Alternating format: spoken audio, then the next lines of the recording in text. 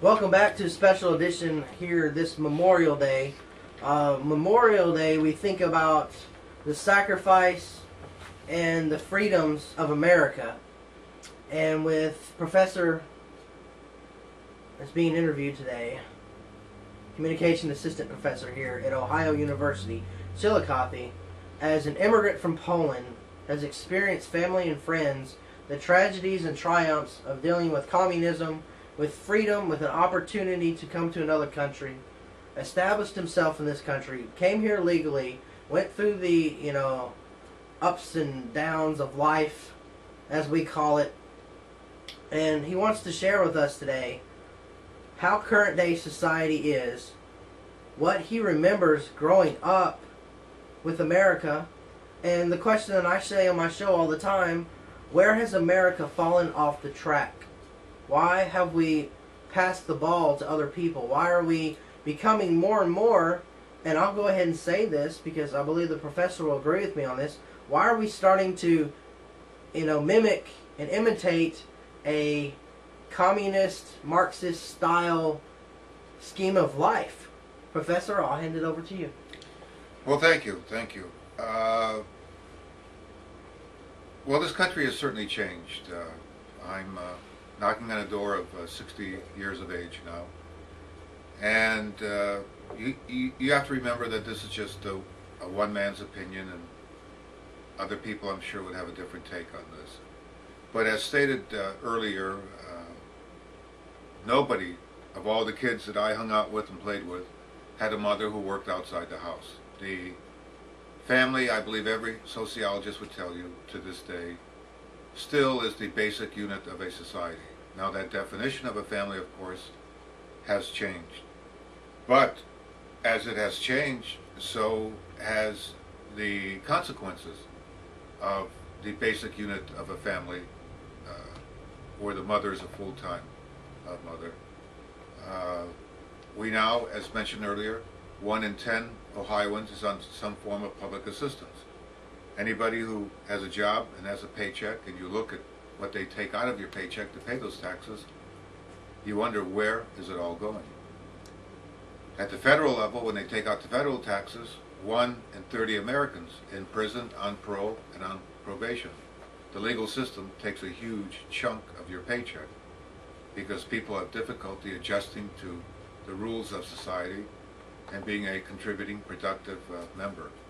Now, knowing that everybody's situation is a unique set of circumstances, this is true.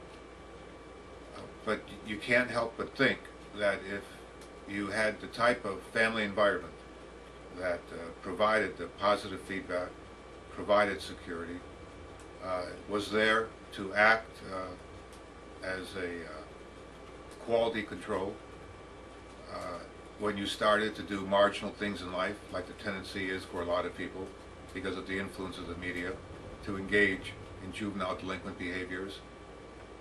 We were the kind of family that we felt that we could yell at you at any time. If we had to, throw things even at you to get your attention. If we started to feel that you started to engage in those behaviors that we all know were basically leading to nothing good, criminal-like behaviors. Well, as I was saying earlier, also, it's a different situation here today. After 30 years of teaching, this country has changed a lot. You can make the argument that some of these changes are good. Some people would, at least. But on the other hand, we are, as they say, in the greatest recession since the Depression.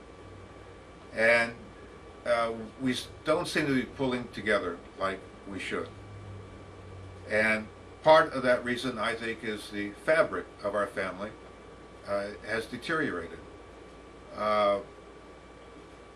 30 years of teaching. We now, at Ohio University Chillicothe, have the largest daycare center in Ross County. Every morning, hundreds of cars, including school buses, pull up and dump their kids off to be watched by the people whom we hire, bureaucrats, I suppose you could say.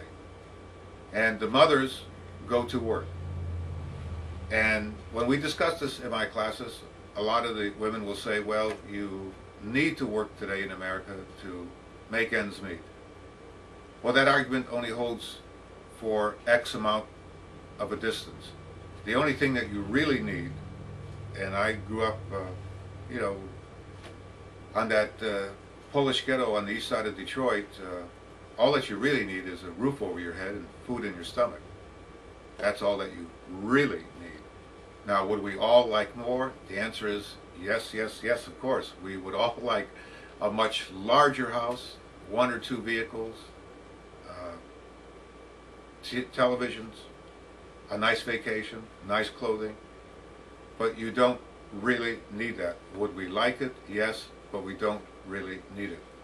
And in this pursuit of consumerism, in this pursuit of the almighty dollar, you need to remember that the average American, that's you and I, they say, has an average credit card debt of $6,000 to $10,000, because it's much easier to make those payments and to have instant gratification by buying what you want.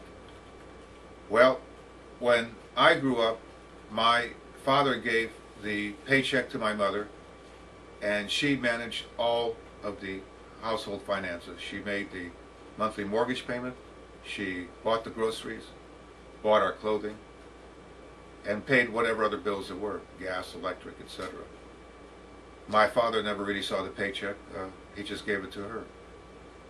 And we were well fed, the bills were paid, and our house was paid off 5 years before the mortgage had called for it to expire.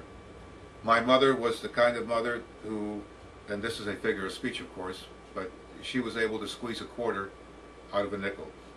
That's how tight and conservative she was. And that's what I saw growing up, and that's how I am today.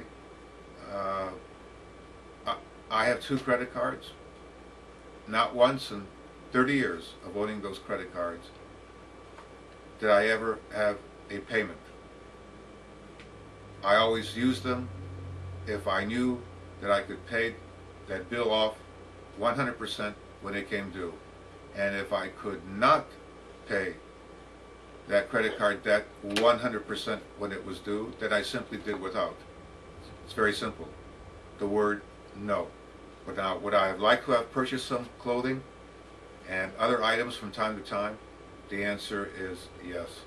But also you have to remember that, you know, we have wiped out from the public arena every last vestige of reference to God, whether it's the nativity scene on the courthouse grounds at Christmas, saying a prayer at a high school graduation, saying a prayer before a football game, simply stating that you are proud of your faith, that you believe in Jesus Christ,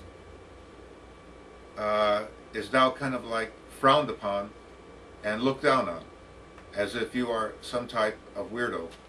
I grew up, and this was a Catholic school of course, so we felt very comfortable to pray, but we also prayed at our football games. We also prayed before our meals at home when we said grace. And today, prayer is something that I think a lot of people have forgotten how to say, are embarrassed to say it. And occasionally in my classes, I'll ask somebody, when you do pray, could you please recite that prayer for me? And frequently what you hear is a request list where they ask the Almighty for perhaps the winning lottery numbers on their ticket. Or they ask for good health and ask for a blessing for a special person in their life, and nothing wrong with that, mind you. But they're always asking for something. It's a request, a wish list. To me, a prayer is to simply thank the Almighty for who you are, what you have, and be grateful and content that you have been given an opportunity for life. That in some instances, abortion has snuffed out a human being's opportunity for life. And so I'm always grateful simply for who I am, my parents, what they have taught me, and I hope to try to instill some of these values in my classes, and to remember that we have to have faith that tomorrow will be better than today. Thank you.